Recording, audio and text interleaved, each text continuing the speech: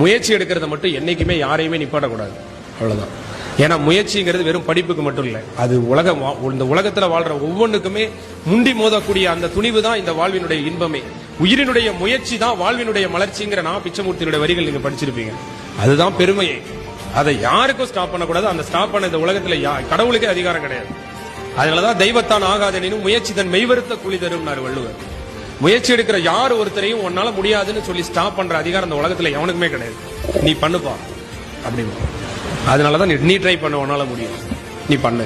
அவனை நெகட்டிவா என்னைக்குமே பேசக்கூடாது. நான் லைஃப்ல நான் எப்போதுமே மைண்ட்ல பிக்ஸ் பண்ணிடுவேன், பேச உன்னால முடியாதுன்னு யார்ட்டையும் சொல்லக்கூடாது. அந்த ஒரு சூழ்நிலையிலையும் இதுக்கும் ஒரு வழி இருக்கும். ஏதாவது அற்புதம் நிகழவும் முயற்சி எடு.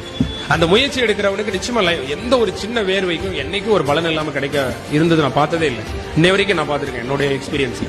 நம்ம எவ்வளவு கஷ்டப்படுறோம், என்ன சங்கடத்துல இருக்கோம், என்ன பிரச்சனை இருக்கோம்லாம் முக்கியம் இல்லை. நம்ம என்ன ஆக போறோன்றதுல நம்ம எந்த அளவுக்கு தெளிவா இருக்கோம், அதுதான் நம்மளுடைய சக்சஸுக்கு காரணமா இருக்கும்.